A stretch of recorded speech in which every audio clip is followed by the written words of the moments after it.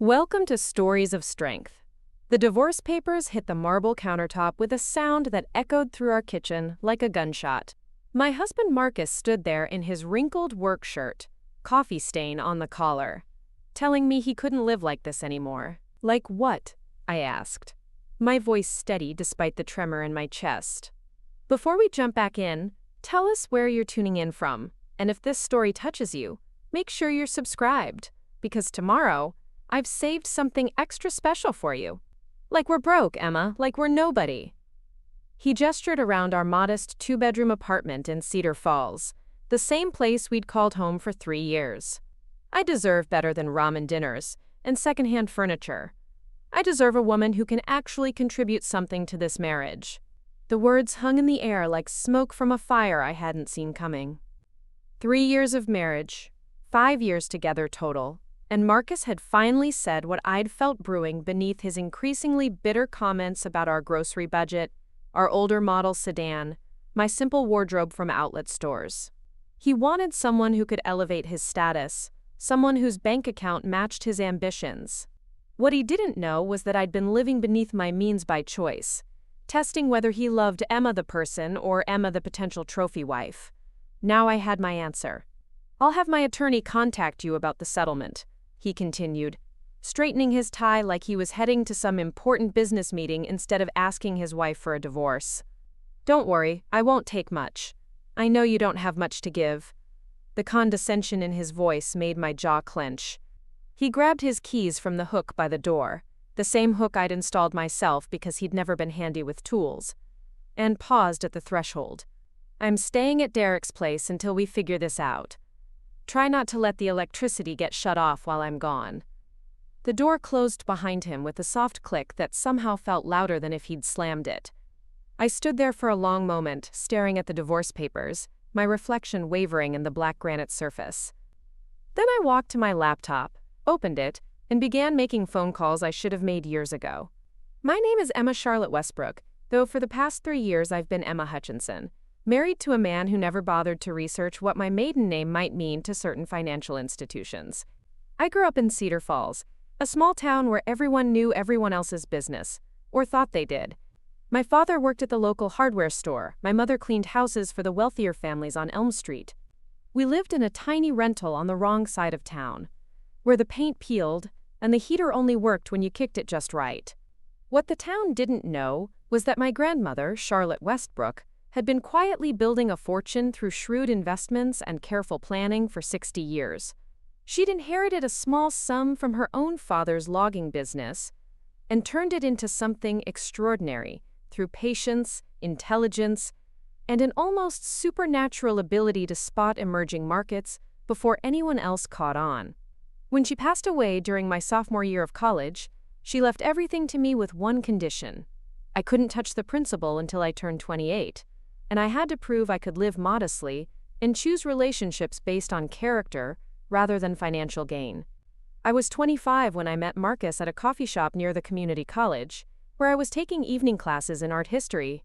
He was there studying for his real estate license exam, frustrated and stressed about failing the practice tests. I helped him with some of the legal terminology I'd picked up from my grandmother's financial advisors over the years, and he bought me a coffee as thanks. He was charming in an ambitious sort of way, talking about his dreams of selling luxury homes and making 6 figures by the time he was 30. We dated for 2 years before he proposed, and during that time I watched carefully. Preparing and narrating this story took us a lot of time, so if you are enjoying it, subscribe to our channel, it means a lot to us. Now, back to the story. When we went out to dinner, did he treat the server with respect or condescension? When I suggested we split the bill, did he appreciate the gesture or seem embarrassed?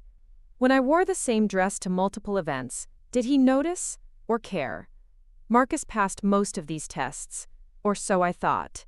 He seemed genuinely interested in my thoughts and opinions, laughed at my jokes even when they weren't particularly funny, and never made me feel like I needed to be anything other than myself. The red flags started small.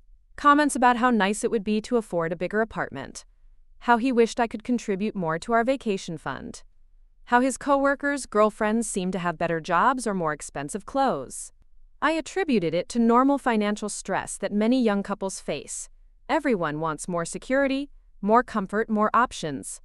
I told myself his comments came from worry, not judgment. But as our wedding approached, the comments became more pointed.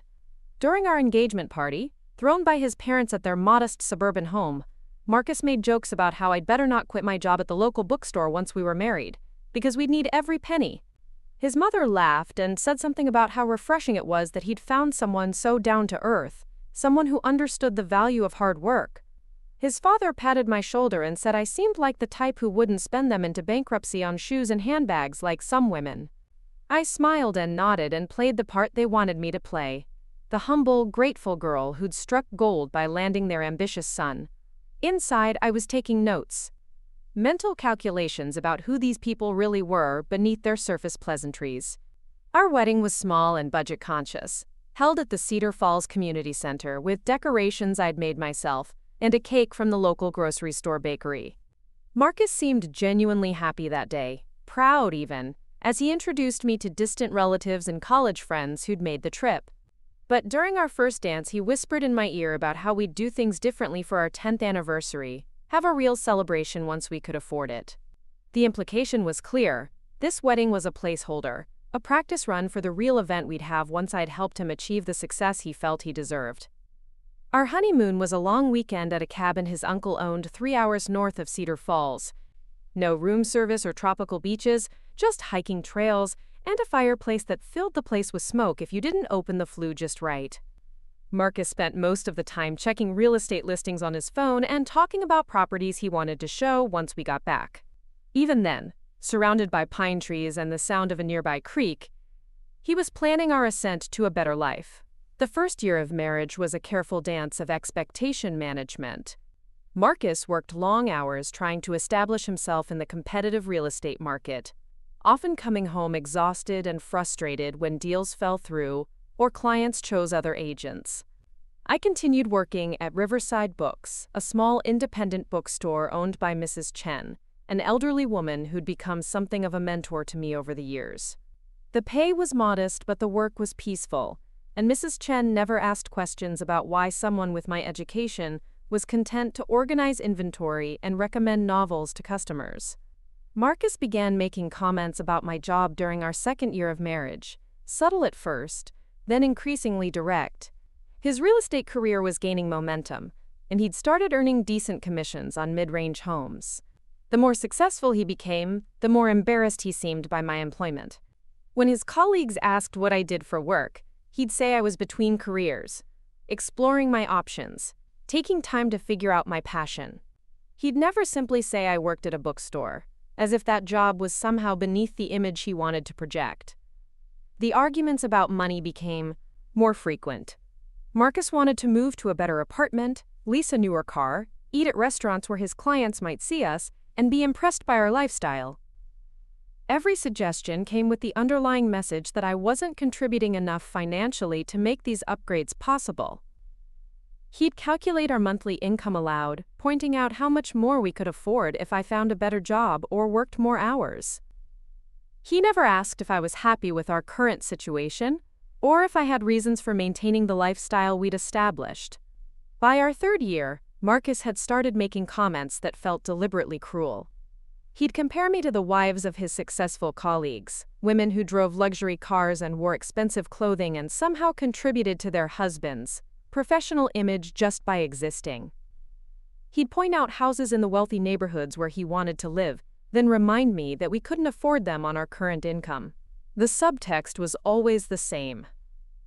I was holding him back from the life he deserved. The night before he filed for divorce, Marcus came home from a company dinner where he'd apparently spent the evening surrounded by couples who embodied everything he felt was missing from our marriage.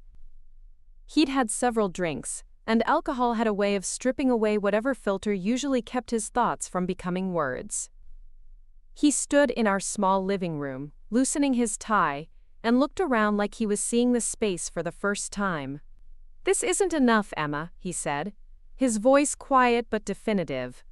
"I work 60 hours a week, showing million-dollar homes to people who actually deserve them. Then I come back to this." He gestured at our carefully arranged furniture, the books I'd organized by color on floating shelves, the plants I'd been nurturing in our south-facing windows. None of this says success. None of this says I've made something of myself. "What would you like me to change?" I asked, genuinely curious about his answer. "Everything," he said without hesitation. "The apartment, the car, the job, the clothes, the restaurants we go to, the vacations we can't afford to take. I need a partner who can help me build something bigger than this. I need someone who understands that image matters in my business. And if I can't be that person, then we both deserve better than settling for less than what we want."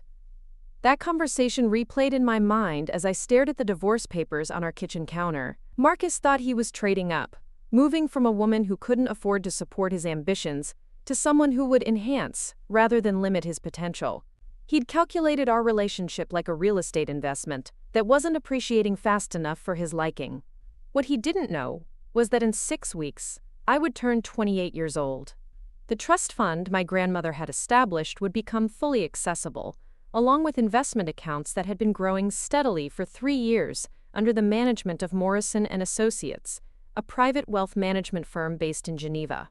The same firm that had been sending me quarterly statements I'd been filing away without opening, per my grandmother's instructions about avoiding the temptation to check the balance during my probationary period. Marcus also didn't know that Mrs. Chen, my employer at Riverside Books, was actually Dr. Margaret Chen, former professor of economics at Stanford, and a personal friend of my grandmother's who'd been keeping an eye on me during my years of voluntary financial exile. Or that our modest apartment was actually owned by a property management company I'd inherited, meaning we'd been living rent-free while Marcus complained about our housing costs. But mostly, Marcus didn't know that I'd been documenting everything. Every dismissive comment, every comparison to other couples, every suggestion that I wasn't contributing enough to our partnership. Not out of paranoia or plans for revenge, but because my grandmother had taught me to keep careful records of how people treated me when they thought I had no power to change the situation. Tomorrow I would call Morrison & Associates and schedule a meeting with my account manager. I would also call David Morrison himself, the senior partner who'd been handling my grandmother's estate and who'd been waiting patiently for me to reach my 28th birthday. It was time to discover exactly what Charlotte Westbrook had left me, and time to decide how I wanted to use it. But tonight, I simply sat at my kitchen table with a cup of tea, reading through divorce papers filed by a man who thought he was finally escaping a life of financial limitation. The irony wasn't lost on me. Marcus was about to discover what it really meant to be poor, while I was about to learn what it felt like to never worry about money again. I signed my name on the acknowledgement form and set it aside. Tomorrow would bring phone calls and revelations and the beginning of a very different chapter in both of our lives. But tonight belonged to the quiet satisfaction of knowing that sometimes the biggest mistakes people make come from assuming they understand situations they've never bothered to investigate. The phone rang at exactly 9 o'clock Monday morning, just as I was finishing my second cup of coffee. The caller ID showed a number I'd memorized but never dialed. Morrison & Associates, Private Wealth Management. My hands were steadier than I'd expected as I answered. "Miss Westbrook," came the crisp voice of David Morrison himself, not an assistant or secretary. "I've been expecting your call for quite some time. Congratulations on reaching your 28th birthday last month. I trust the transition period has been illuminating." His tone carried the weight of someone who'd been watching a long-term experiment reach its conclusion. Mr. Morrison had known my grandmother for over 30 years, had helped her structure the trust that would test my character and patience before granting me access to wealth that most people could only imagine. Now that the waiting period had ended, he spoke to me not as the granddaughter of a client, but as a client in my own right. "I'd like to schedule a meeting to discuss my options," I said, surprised by how natural the words felt. "How soon can we arrange something?" "I'm flying to Chicago tomorrow for meetings with several clients in your region," he replied. "Would Wednesday at 2 o'clock work for you? I can meet you at the Fairmont downtown, presidential suite. We'll have complete privacy to review your portfolio and discuss your immediate needs. My immediate needs."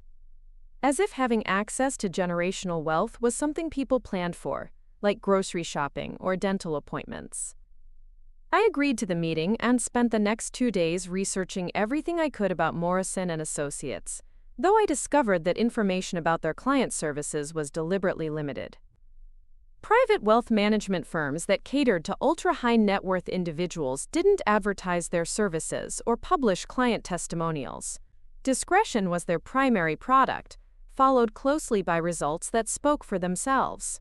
Wednesday morning arrived gray and drizzling, the kind of weather that made Cedar Falls feel even smaller and more isolated than usual. I'd taken the day off from Riverside Books, telling Mrs. Chen I had personal business to attend to in the city. She'd simply nodded and handed me an umbrella, the same way she'd been quietly supporting me through small gestures for the past 3 years. I suspected she knew more about my situation than she'd ever let on, but Mrs. Chen had always believed in allowing people to reveal information when they were ready, rather than asking direct questions. The drive to Chicago took 3 hours through farmland and suburbs that gradually gave way to the city skyline. I'd made this trip dozens of times over the years for various reasons, but never with the sense of anticipation that accompanied me this time. Every mile brought me closer to understanding exactly what my grandmother had built and what responsibilities would come with inheriting her life's work. Marcus had been staying at his friend Derek's apartment since filing the divorce papers, though he'd been texting me regularly about scheduling times to collect his belongings. His messages had a tone of barely contained irritation, as if my failure to respond immediately was somehow inconveniencing his timeline for moving on with his life. I'd been letting his calls go to voicemail, not out of spite, but because I genuinely had nothing to say to him until I understood my new circumstances. The Fairmont Hotel rose from downtown Chicago like a monument to understated luxury. The kind of place where the lobby marble was polished to mirror brightness, and the staff moved with practiced efficiency that suggested they were accustomed to hosting people for whom money was never a consideration. I gave my name at the front desk and was immediately escorted to a private elevator that required a keycard to access the top floors. David Morrison answered the door of the presidential suite himself, a tall man in his 60s with silver hair and the kind of tailored suit that probably cost more than Marcus earned in a month. His handshake was firm but not performative, and his smile suggested genuine pleasure at finally meeting me in person rather than managing my inheritance from a distance. "Emma," he said, gesturing for me to enter a living room that overlooked the city through floor-to-ceiling windows. "Your grandmother spoke of you often during our final meetings. She was quite confident you'd pass her character assessment with flying colors." The suite was appointed with furniture that managed to be both elegant and comfortable, the kind of environment where serious conversations about serious money could unfold without distraction. Morrison directed me to a seating area where leather portfolios were arranged on a glass coffee table, alongside a silver service set with coffee and pastries I was too nervous to consider eating. "Before we discuss the specifics of your inheritance," Morrison began, settling into the chair across from me, "I want you to understand what your grandmother accomplished and why she structured your access to these assets the way she did. Charlotte Westbrook was one of the most intuitive investors I've ever worked with. But more importantly, she understood that wealth without wisdom is often destructive rather than beneficial." He opened the first portfolio and turned it toward me. Inside were charts and graphs that tracked investment performance over 3 decades, showing steady growth that seemed to defy economic downturns and market volatility. "Your grandmother started with an inheritance of approximately $200,000 from her father's logging operation. Through careful investment in emerging technologies, real estate development, and international markets, she built that into something considerably more substantial." "How much more substantial?" I asked, though part of me wasn't sure I was ready for the answer.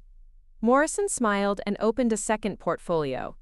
"As of this morning, your liquid assets total just over $47 million, spread across various investment vehicles and currencies.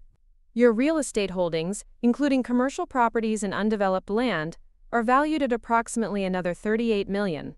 There are also art collections, precious metals, and other alternative investments that bring your total net worth to roughly $92 million. The numbers hit me like physical objects I couldn't quite catch.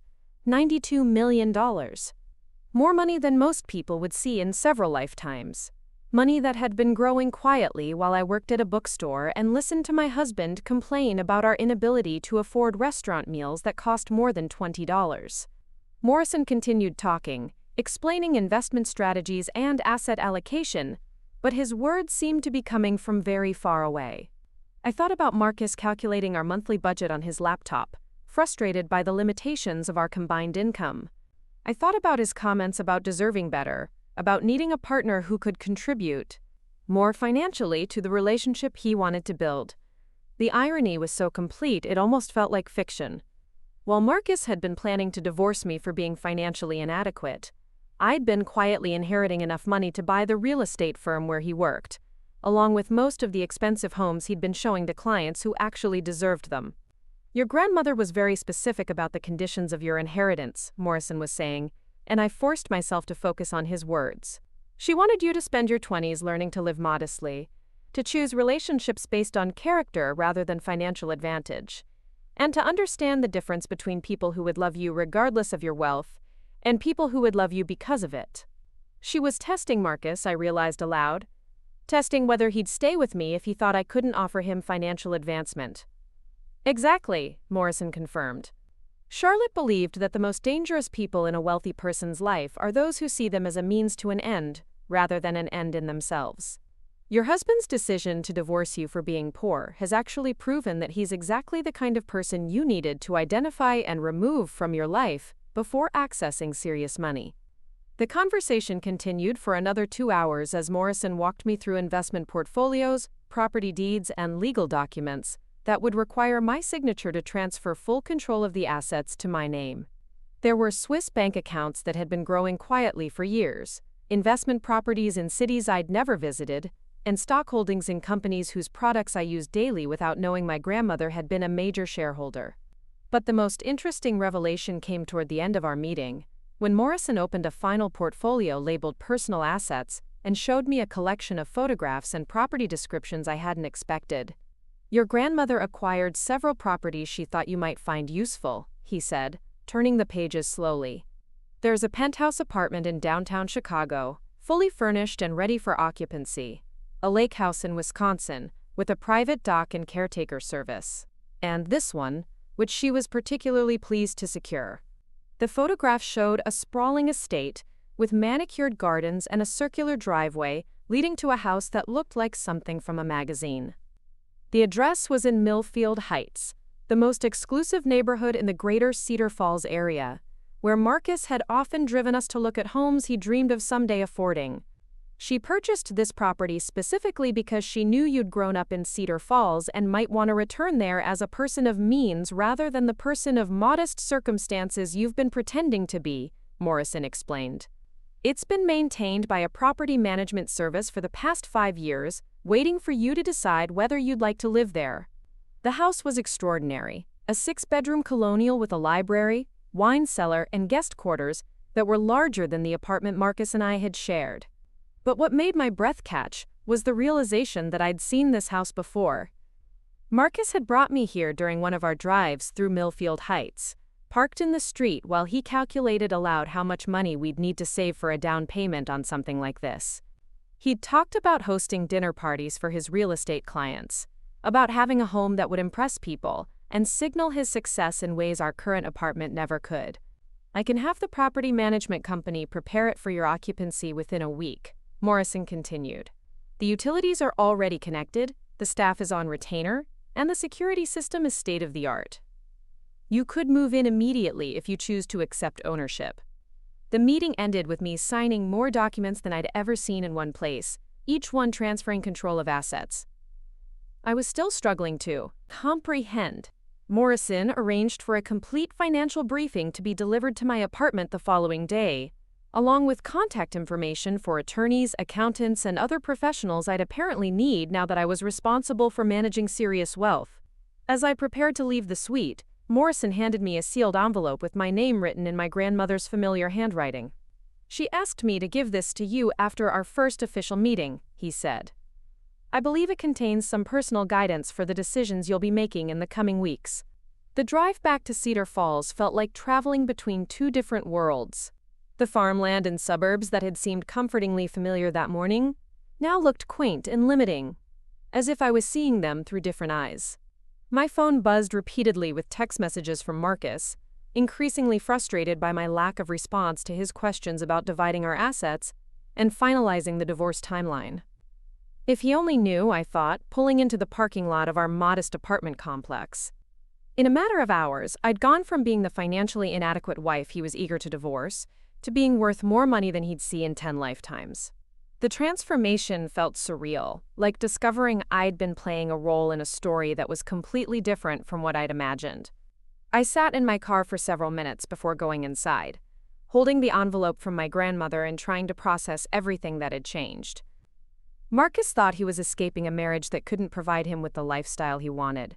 Instead, he was about to discover that the lifestyle he'd always dreamed of had been within reach the entire time, if only he'd been patient enough to wait 6 more weeks and loyal enough to love me for reasons that had nothing to do with money. Tomorrow, I would start making decisions about how to use these resources. But tonight, I would read my grandmother's letter and begin planning a response to Marcus's divorce filing that would teach him the most expensive lesson of his life. Inside my apartment, everything looked exactly the same but felt completely different. The secondhand furniture Marcus had complained about, the small kitchen where we'd eaten so many budget-conscious meals, the living room where he'd calculated our financial limitations on his laptop. These spaces had been the stage for a performance I'd been giving for 3 years, and now the performance was over. I opened my grandmother's letter with hands that were finally beginning to shake, ready to discover what advice she'd left for the granddaughter who'd successfully proven she could choose love over money, even when it meant being abandoned by someone who'd made the opposite choice. The letter was written in her careful handwriting on cream-colored stationery that smelled faintly of the lavender sachets she'd always kept in her desk drawers. Reading her words felt like having a conversation with her across the years that had passed since her death, guidance from someone who'd understood exactly what challenges I'd face and what opportunities would follow. "My dearest Emma," the letter began, "if you're reading this, it means you've successfully completed the most important test of your life, though you may not have realized you were being tested. You've learned to live modestly, to work honestly, and to choose relationships based on character rather than advantage. More importantly, you've discovered who truly loves you, and who is simply waiting for the right moment to reveal their true priorities. By now, David has explained the extent of your inheritance and the responsibilities that come with it. You have enough money to live comfortably for several lifetimes, to support causes you believe in, and to impact your community in meaningful ways. But money is only a tool, Emma. How you choose to use it will determine whether it becomes a blessing or a burden. I suspect that recent events have given you clarity about certain relationships in your life. People often reveal their true nature when they believe they have nothing to gain from treating you well. Pay attention to how you've been treated during these years of voluntary poverty, because those patterns will tell you everything you need to know about who deserves access to your true circumstances. Be generous with those who were kind to you when they thought you had nothing to offer. Be cautious with those who seek you out once they learn of your wealth. And be decisive with those who abandoned you because they thought you couldn't provide them with the lifestyle they felt they deserved. Your grandfather always said that the best revenge is massive success, but I would add that the most elegant revenge is allowing people to reveal their own character so completely that justice serves itself. The letter continued with practical advice about managing wealth responsibly, but it was those final paragraphs that resonated most deeply. My grandmother had understood exactly what kind of situation I might face, and she'd structured my inheritance not just to provide financial security, but to give me the tools to respond appropriately to people who'd shown their true nature during my years of testing. Marcus's latest text message appeared on my phone as I finished reading. "Emma, I need to get my things this weekend. Can you please respond so we can figure out a schedule? I know this is hard, but we need to move forward." For the first time in days, I typed a response. Of course. Saturday at 2 p.m. works for me. I'll have everything ready. What I didn't mention was that by Saturday, I'd have had time to make some arrangements of my own. Arrangements that would help Marcus understand exactly what he'd given up when he decided I wasn't worth keeping. The education would be expensive for him, but fortunately I could afford it. Saturday morning dawned crisp and clear. The kind of autumn day that made Cedar Falls look like a postcard. I woke up in my new reality for the fourth consecutive day, still adjusting to the knowledge that I could buy this entire apartment complex without making a dent in my checking account. The financial documents Morrison had delivered filled 3 banker's boxes that now sat in my spare bedroom, each folder representing assets I was still learning to comprehend. Marcus had texted twice since sunrise, confirming our 2 o'clock appointment and asking if I needed help moving any furniture he was planning to take. His messages carried an undertone of forced politeness, the kind of careful courtesy people use when they're trying to expedite an uncomfortable process. He wanted this exchange to be quick and civil, a clean break that would allow him to move forward without guilt or complications. I spent the morning making phone calls that would have seemed impossible just a week earlier. The first was to Rebecca Martinez, the real estate attorney Morrison had recommended, asking her to expedite the paperwork for the Millfield Heights property. The second was to Elena Volkov, an interior designer whose client list read like a roster of Fortune 500 executives, requesting an emergency consultation for a complete home staging. The third call was to a private security company that specialized in protecting high-net-worth individuals during sensitive personal situations. By noon, I'd set in motion a series of events that would transform my living situation from modest to extraordinary within 48 hours. But more importantly, I'd arranged for Marcus to witness this transformation in a way that would make his decision to divorce me feel like the most expensive mistake of his life. Elena arrived at my apartment at 12:30, a petite woman with platinum blonde hair and an eye for luxury that bordered on supernatural. She walked through my current living space in 15 minutes, taking photographs and measurements, while asking pointed questions about my lifestyle preferences and entertaining needs. Her assessment was swift and decisive. "Darling," she said in an accent that carried traces of her Russian childhood, "this place is charming in a minimalist way, but it tells the wrong story about who you are. We need to create an environment that reflects your true circumstances without being ostentatious. Elegant wealth, not nouveau riche flashiness." She showed me photographs on her tablet of previous projects, rooms that managed to be both stunning and livable. Spaces where every detail had been carefully chosen to create an atmosphere of effortless sophistication. The dining room that could seat 12 comfortably, the library with built-in shelving that reached cathedral ceilings, the master bedroom suite with sitting area and private balcony overlooking manicured gardens. "I can have the Millfield property completely furnished and ready for occupancy by tomorrow evening," Elena continued, swiping through fabric samples and furniture options. "My team works around the clock when necessary, and I have standing relationships with every major design house in Chicago." The previous owners left the basic structure beautifully appointed, so we're enhancing rather than starting from scratch. The cost for Elena's services would have represented 2 years of my bookstore salary, but signing the contract felt no more significant than buying groceries. This was my first real experience with the psychological shift that accompanies having unlimited resources. The strange freedom that comes from never having to consider whether you can afford something you want. At 1:15, I received a text from Marcus, running a few minutes late. "Derek's helping me load the truck. Be there by 2:30. Perfect timing, I thought, since the afternoon's events would unfold much more effectively with an audience to witness Marcus's realization about what he'd given up. I spent the extra 15 minutes reviewing the documents Rebecca Martinez had prepared, legal papers that would transfer ownership of the Millfield Heights property into my name, while simultaneously establishing a new identity for Emma Westbrook, private investor and philanthropist. Starting Monday, I would no longer be the modest bookstore employee Marcus had found inadequate. I would be someone whose presence in Cedar Falls would be noticed, and whose opinions would carry weight in ways that went far beyond personal relationships. The knock on my door came at exactly 2:30. Followed by Marcus's familiar voice calling my name. I opened the door to find him standing beside Derek, both of them wearing work clothes and expressions of determined efficiency. Marcus looked older than I remembered, stress lines around his eyes that hadn't been there when we were happy together, or when I'd thought we were happy together. "Hey, Emma," he said, his tone carefully neutral. "Thanks for making time for this. I know it's not easy." Derek nodded awkwardly in my direction, clearly uncomfortable with his role in facilitating a divorce between people he'd considered friends. He'd always been the more thoughtful of Marcus's social circle, the kind of person who sent birthday cards and remembered the names of people's pets. Having him witness this exchange would actually serve my purposes better than if Marcus had come alone. "I've packed most of your things in boxes by the bedroom," I said, stepping aside to let them enter. "Take whatever time you need to go through everything." Marcus moved through the apartment with practiced efficiency, checking closets and drawers for belongings he'd accumulated over 3 years of marriage. Derek helped carry boxes to the truck while making small talk about the weather and the Bears.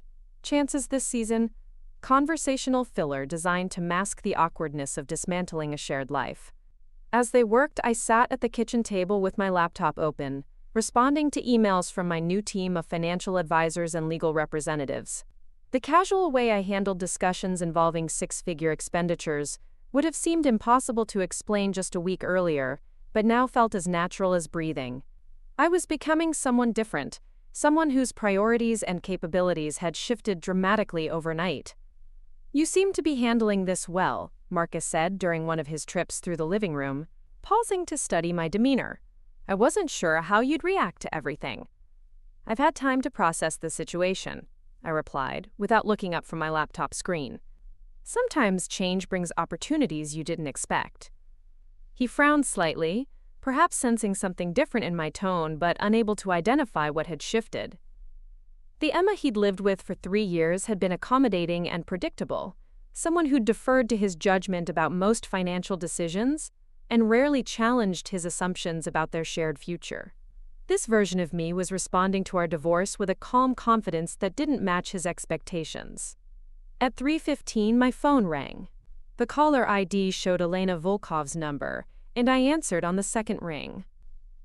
"Emma, darling." Her voice carried the satisfaction of someone who'd accomplished the impossible. "Everything is ready for your approval. Can you meet us at the Millfield property at 4 o'clock? I want you to see the finished result before we make any final adjustments." Marcus and Derek both looked up at the mention of Millfield, the exclusive neighborhood where property values started at $2 million and climbed rapidly from there. I could see confusion crossing Marcus's face as he tried to understand why someone who worked at a bookstore would have business in the most expensive part of town. "That timing works perfectly," I said into the phone, making notes in my planner.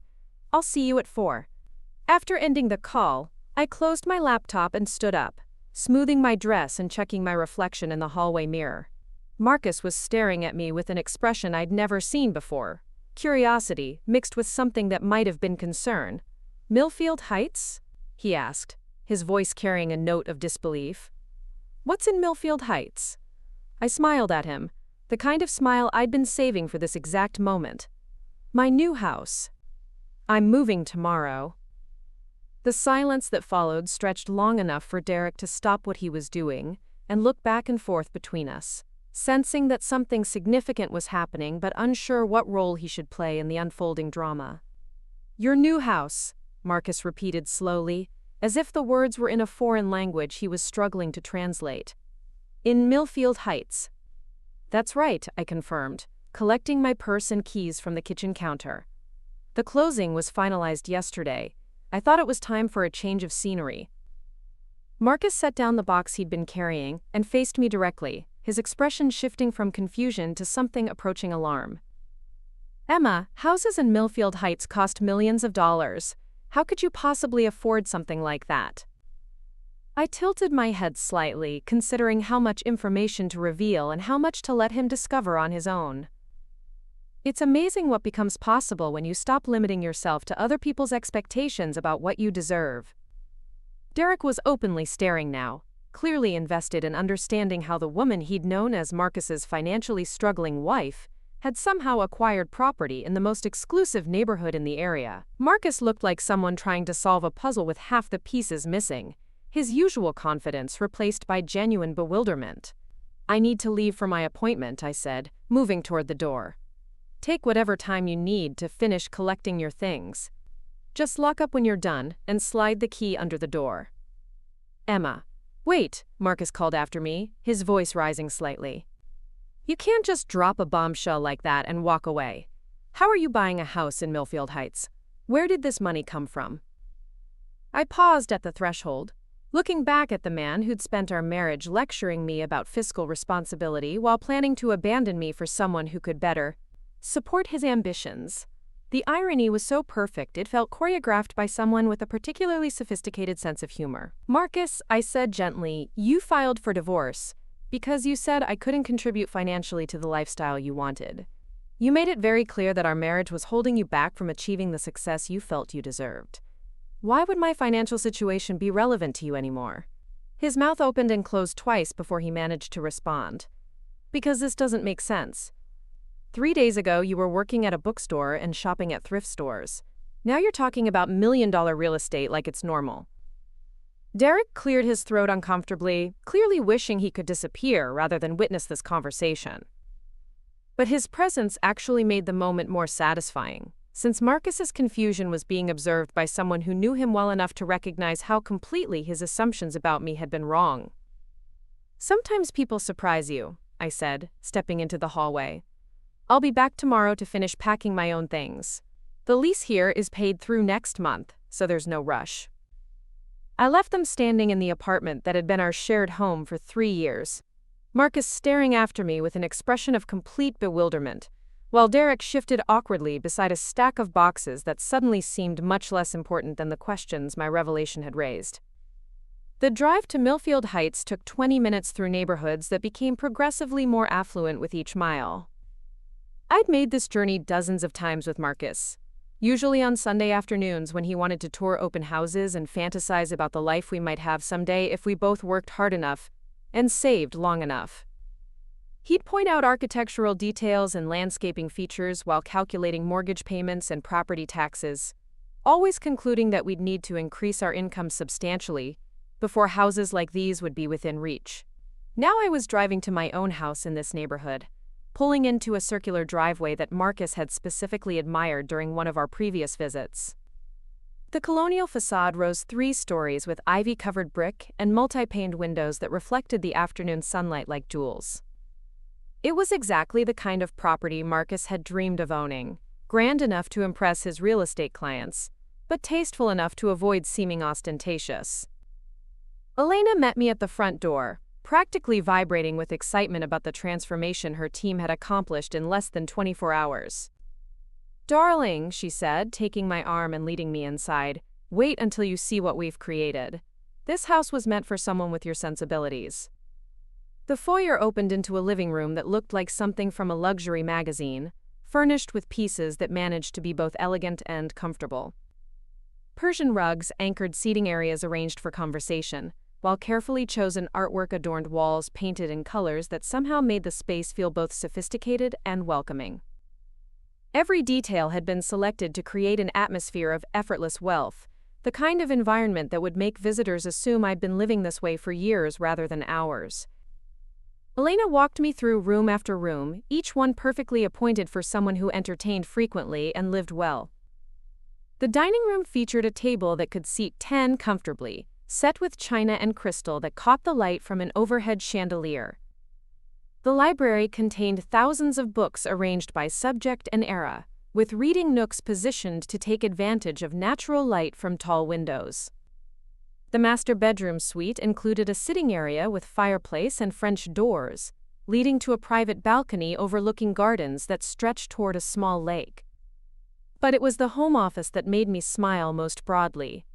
Elena had created a space that looked like the headquarters of someone who managed serious money, complete with dual monitors for tracking investment portfolios, and a conference table for meetings with financial advisors. The message was unmistakable. This was the workspace of someone whose opinion mattered in rooms where important decisions were made. We finished the tour in the kitchen, a chef's dream with professional-grade appliances and enough counter space to prepare meals for large gatherings.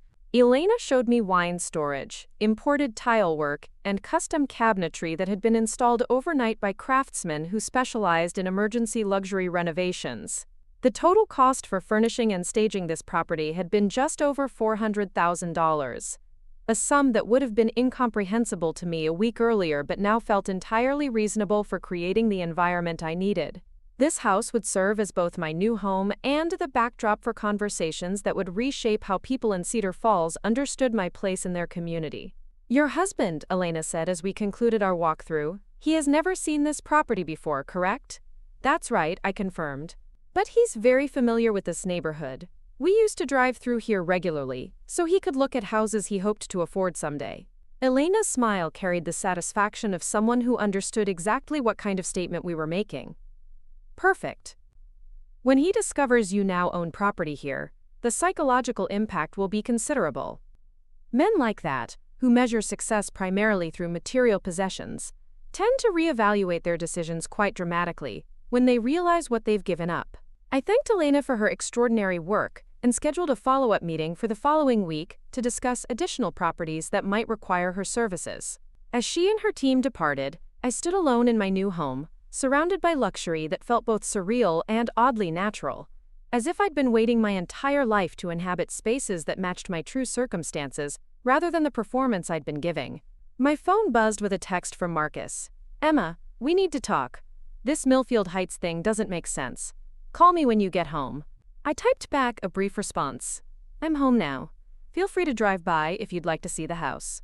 The address is 1247 Lakeshore Drive. Within minutes, my phone started ringing.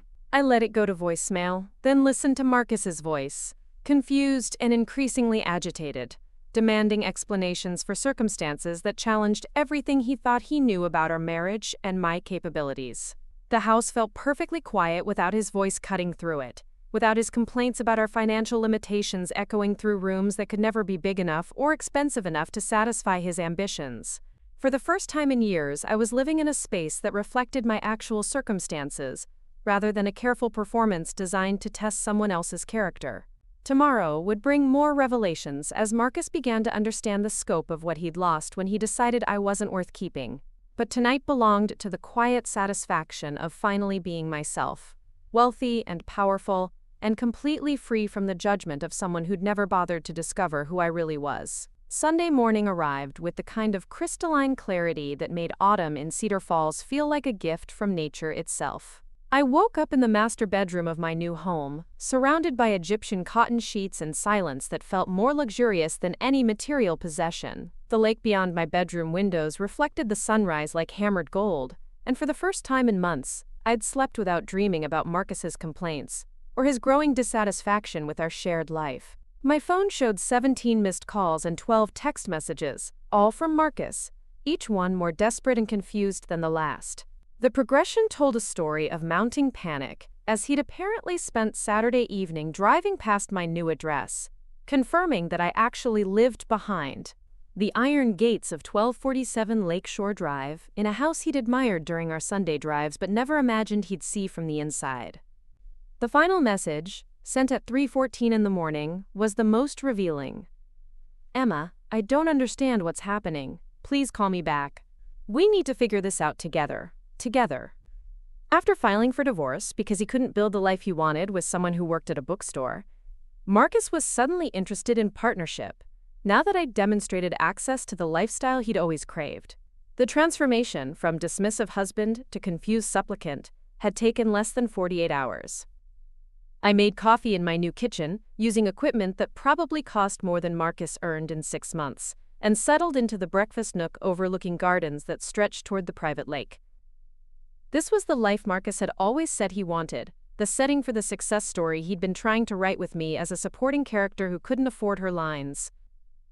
At 9:30, Rebecca Martinez called to confirm that all paperwork for the property transfer had been finalized and recorded with the county.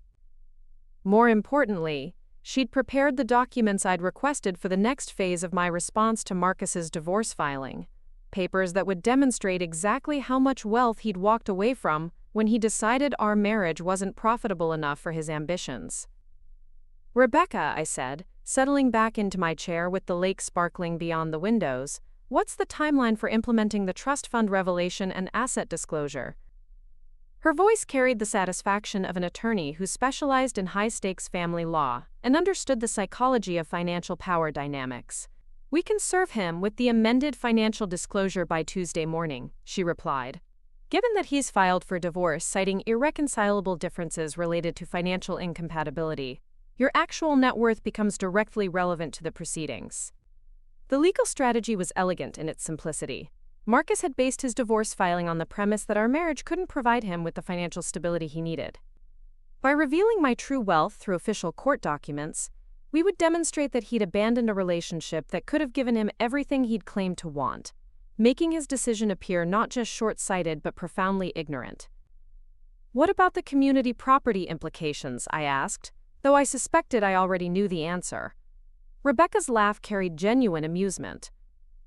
"Since your inheritance was received through a trust established before your marriage, and the principal was never commingled with marital assets, it remains separate property under Illinois law. Mr. Hutchinson has no legal claim to any portion of your wealth, despite being married to you when you gained access to it."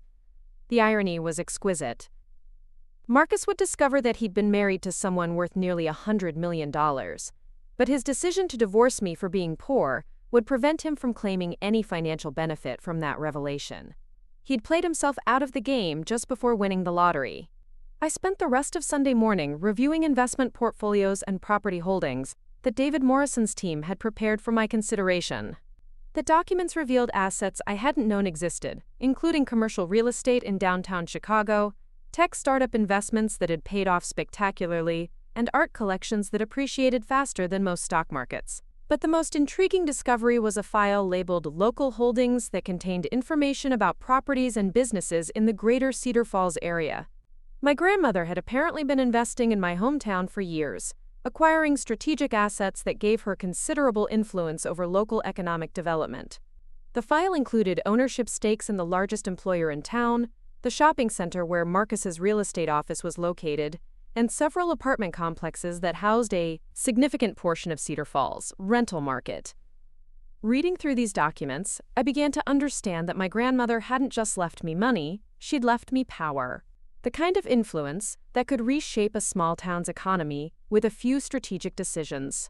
Marcus had spent our marriage complaining about Cedar Falls, limited opportunities for advancement, never knowing that his wife's family effectively controlled many of those opportunities. At noon, I drove to Riverside Books to speak with Mrs. Chen about my situation and my plans for the immediate future. The bookstore felt smaller than I remembered, though nothing had changed except my perspective on what constituted an appropriate workspace for someone with my resources. Mrs. Chen was arranging a display of new releases when I arrived, her movements careful and deliberate in the way of someone who'd learned to make every action count.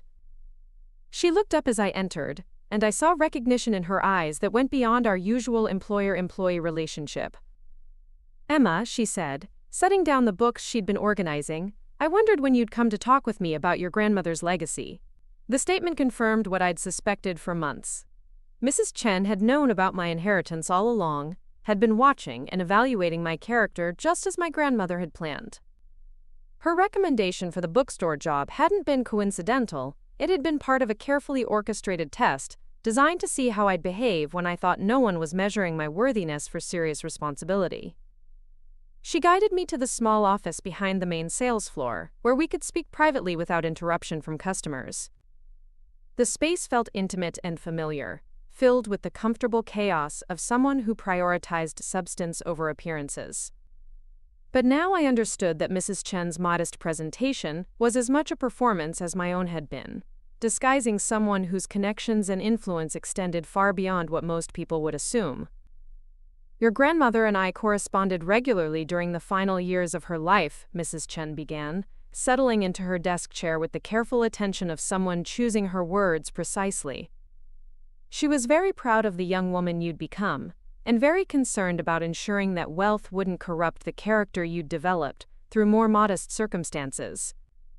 I thought about Marcus's evolution over the past year, how his increasing success in real estate had made him more demanding and less satisfied, always reaching for the next level of achievement and recognition.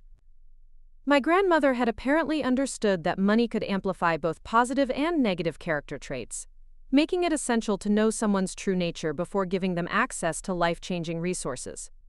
"She was testing Marcus too, wasn't she?" I said, though it wasn't really a question. Mrs. Chen smiled with the satisfaction of someone whose careful observations had proven accurate.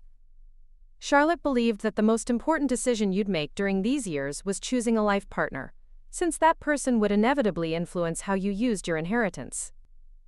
Marcus's behavior during what he believed were your financially constrained years gave us valuable data about his priorities and character.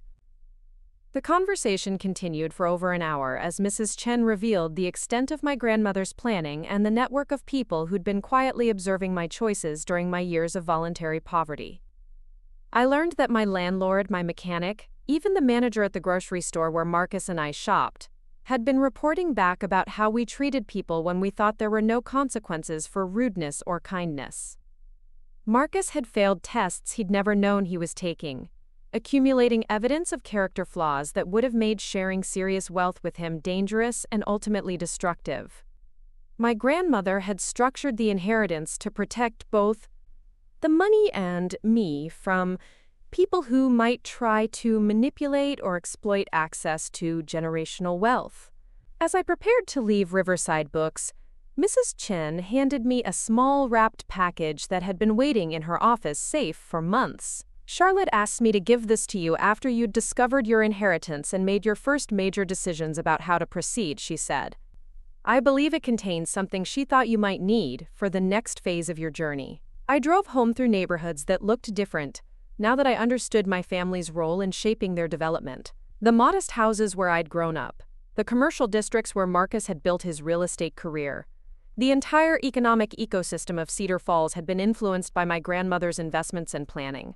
At my new house, I opened Mrs. Chen's package to find a smaller version of the leather portfolios Morrison used, containing documents that outlined a comprehensive plan for revealing my true circumstances to the broader Cedar Falls community. My grandmother had anticipated that I might want to transition from secret heiress to acknowledged philanthropist and community leader, and she'd prepared a strategy for making that transformation as effective as possible. The plan included establishing a charitable foundation, purchasing additional commercial properties to create jobs and economic opportunities, and hosting events that would introduce me to local leaders as someone whose opinions and resources could benefit the entire community. But the most intriguing element was a detailed strategy for handling what she called inevitable relationship recalibrations. As people discovered that the modest bookstore employee they'd known was actually one of the wealthiest individuals in the region, Marcus would be the first and most dramatic example of such recalibration. But he wouldn't be the last. Friends, acquaintances, and even strangers would suddenly find reasons to seek my company once they understood my financial capabilities. My grandmother's notes included specific guidance for distinguishing between people who genuinely cared about me and people who were attracted to what I could provide them. At 4 o'clock, my doorbell rang with the distinctive chime that announced visitors at the main gate. The security system I'd had installed showed Marcus standing beside his car, looking uncertain and somehow smaller than I remembered. He'd apparently spent the day working up the courage to confront me directly about circumstances he couldn't understand or explain. I activated the intercom system and spoke to him through the speaker beside the gate.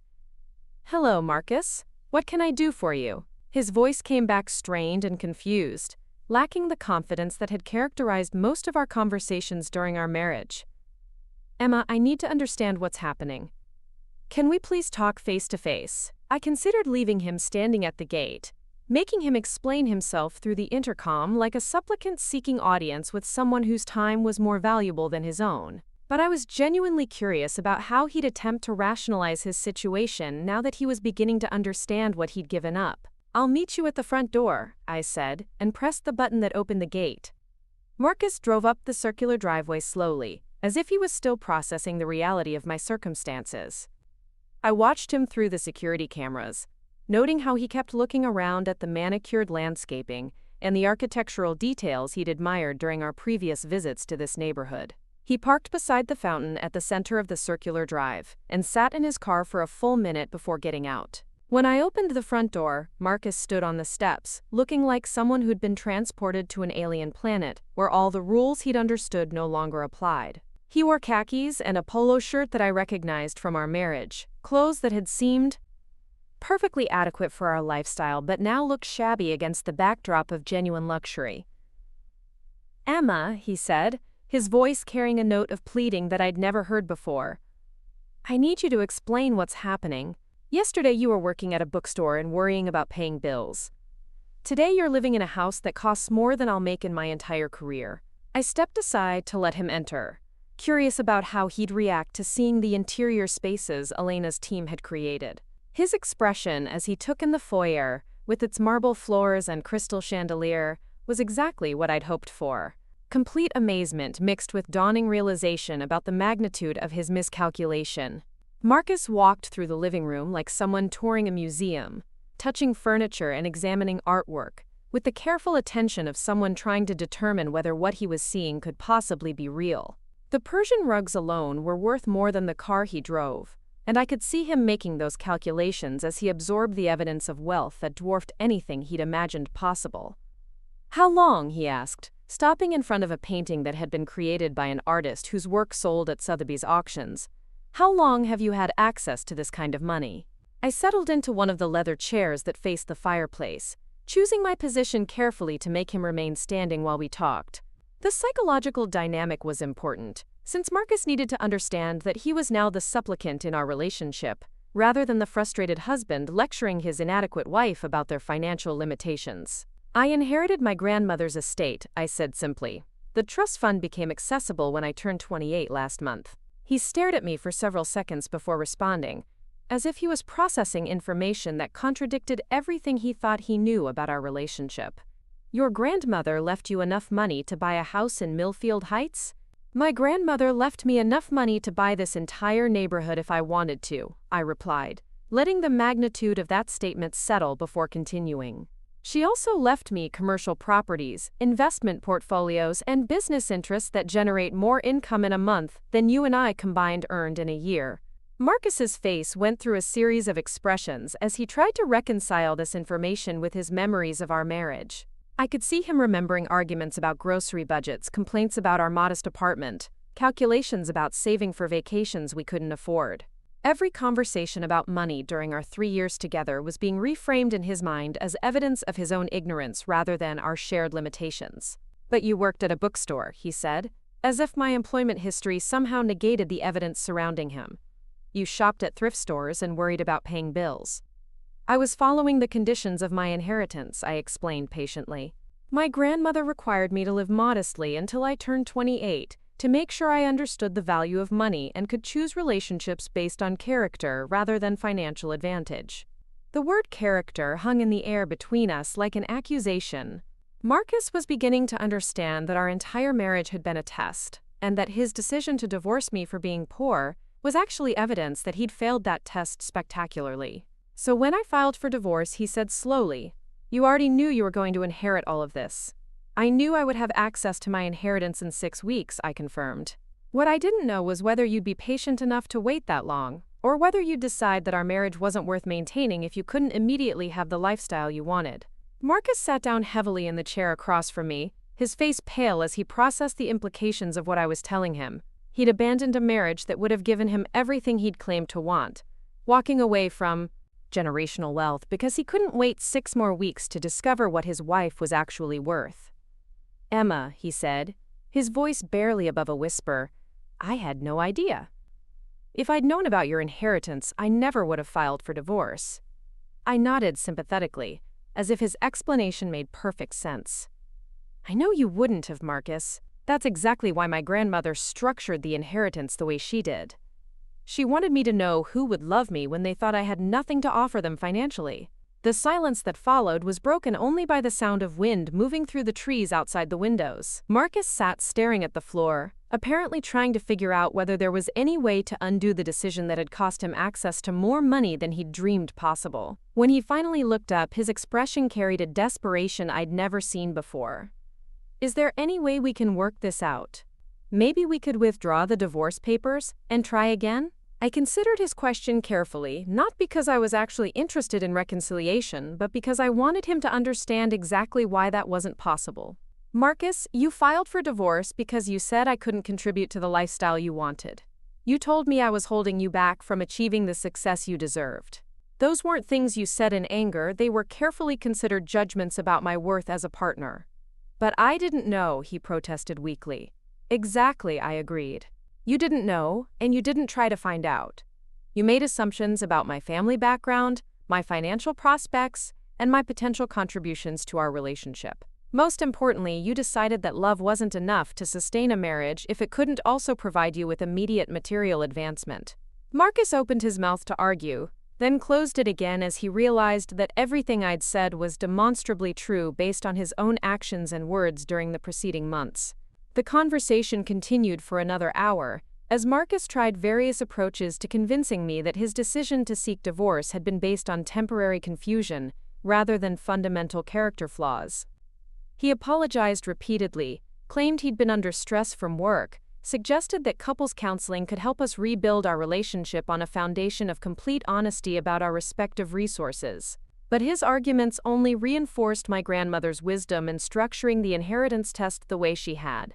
Marcus wasn't apologizing for treating me dismissively or making me feel inadequate. He was apologizing for making a financially devastating mistake. His regret was entirely self-interested, focused on what he'd lost rather than whom he'd hurt. When he finally left, driving slowly down the circular driveway like someone leaving a paradise he'd never be allowed to enter again, I felt more relief than satisfaction. The conversation had confirmed that divorcing Marcus was the right decision, for reasons that went far beyond money. He'd revealed himself to be someone who measured relationships primarily through material benefit, someone who would have spent our marriage treating my wealth as his own achievement rather than respecting it as my responsibility. Tomorrow would bring the legal documents that would make his financial loss official and irreversible. Rebecca Martinez would serve him with papers revealing the full extent of my net worth, along with confirmation that his decision to divorce me had eliminated any possibility of benefiting from resources that could have transformed his entire life. But tonight belonged to the quiet satisfaction of knowing that I'd successfully completed my grandmother's test and identified exactly the kind of person she'd been trying to protect me from. Marcus had taught me more about character assessment than any formal education could have provided, and the tuition for that lesson would be measured in opportunities he'd never have again. Tuesday morning brought the kind of crystalline winter light that made everything in Cedar Falls look sharp and newly defined. I stood in my home office, watching through tall windows as a courier service van pulled into my circular driveway at exactly 9 o'clock. Rebecca Martinez had promised that Marcus would receive his legal documents first thing in the morning, and her precision in these matters was one of the reasons I'd chosen her to handle the more delicate aspects of my transition from secret heiress to public figure. The amended financial disclosure that Marcus was about to receive would officially inform him that his soon-to-be ex-wife possessed liquid assets of $47 million, real estate holdings worth $38 million, and additional investments bringing her total net worth to approximately $92 million. More importantly, the legal language would make it clear that his decision to file for divorce had eliminated any possibility of claiming community property rights to wealth that could have supported the lifestyle he'd always claimed to want. My phone buzzed with a text from Elena Volkov, confirming that the final touches on my downtown Chicago penthouse would be completed by Thursday. Having multiple residences would be essential for the next phase of my life, as I transitioned from Emma the bookstore employee to Emma Westbrook, philanthropist and community leader. The penthouse would serve as my base for meetings with financial advisors and charity boards, while the Millfield Heights property would remain my primary residence in Cedar Falls. At 9:15, Mrs. Chen called to let me know that Marcus had arrived at Riverside Books, looking agitated and asking whether she knew anything about my family background or financial situation. His desperation was apparently obvious enough that other customers had started paying attention to his increasingly frantic questions about how long I'd been working there and whether I'd ever mentioned having wealthy relatives. Mrs. Chen had politely declined to provide any information about my personal circumstances, but she'd called to warn me that Marcus seemed to be conducting some kind of investigation into my background. The timing suggested he'd already received the legal documents and was trying to determine whether there might be some mistake or misunderstanding about the extent of my wealth. I spent the morning reviewing proposals from 3 different charitable foundations that wanted to partner with me on education initiatives in Cedar Falls. The amounts being discussed would have seemed impossible just 2 weeks earlier, but now felt entirely reasonable for someone with my resources and community connections.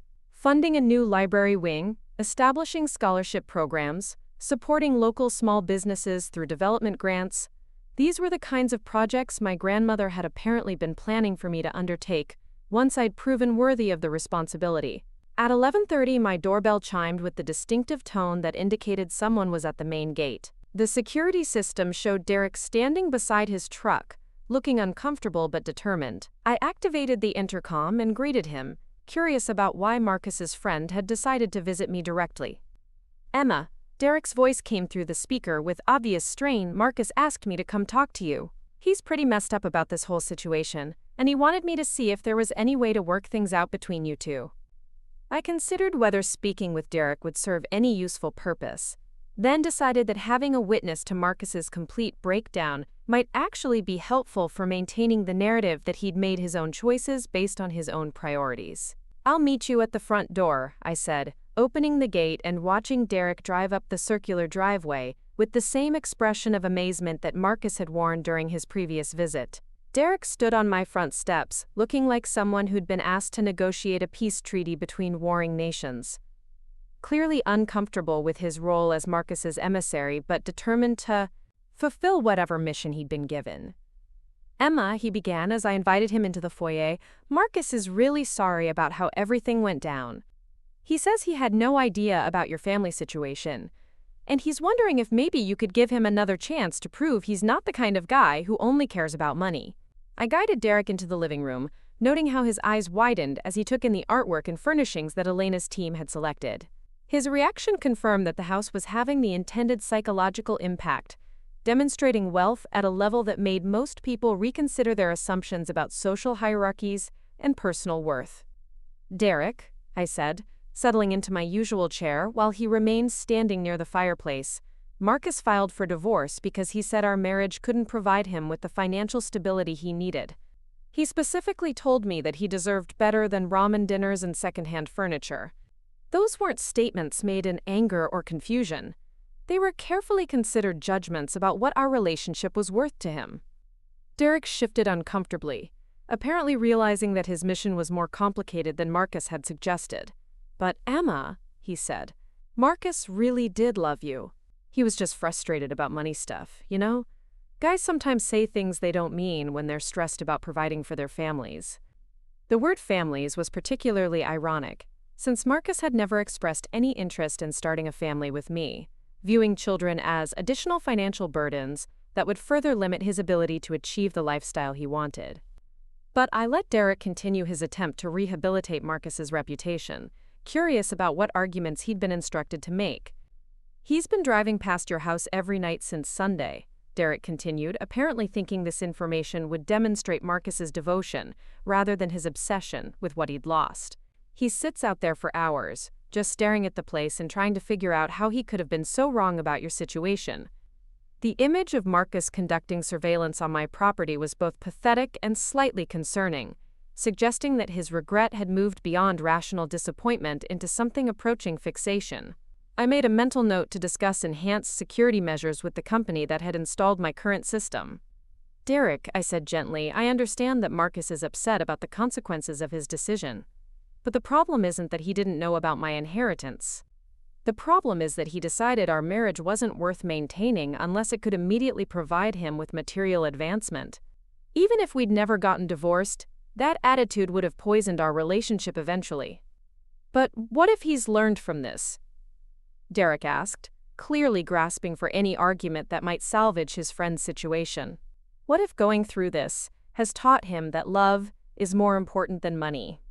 I considered Derek's question seriously, not because I was interested in reconciliation, but because it highlighted the fundamental misunderstanding that Marcus and his supporters had about the situation.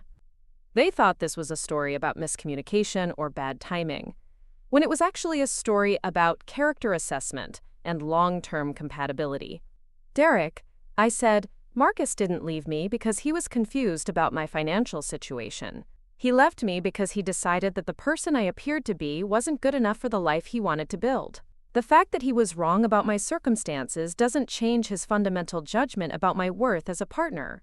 The conversation continued for another 20 minutes as Derek tried various approaches to convincing me that Marcus deserved another chance. He talked about their friendship, about Marcus's good qualities, about the stress of building a real estate career in a competitive market.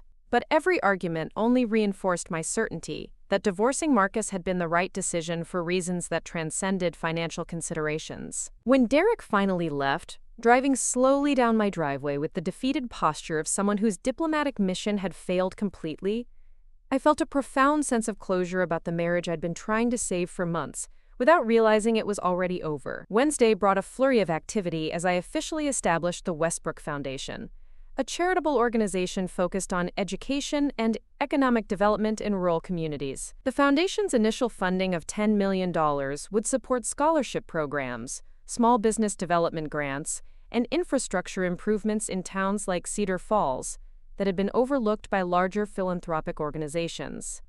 The announcement of the foundation's creation, published in both the Cedar Falls Herald and the Chicago Tribune, marked my official transition from private individual to public figure. The articles included photographs of me at my Millfield Heights home and quotes about my commitment to supporting communities that had shaped my character during my formative years.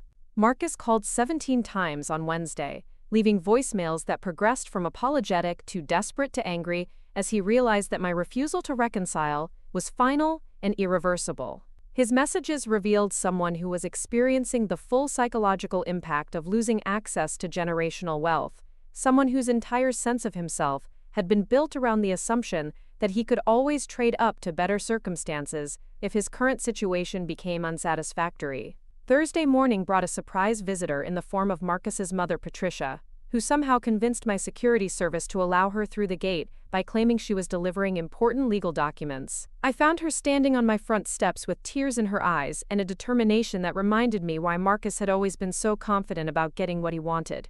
"Emma, dear," she said as I opened the door, "Marcus has told me everything about this terrible misunderstanding. I've come to ask you, as one woman to another, to please give my son another chance to prove himself worthy of your forgiveness."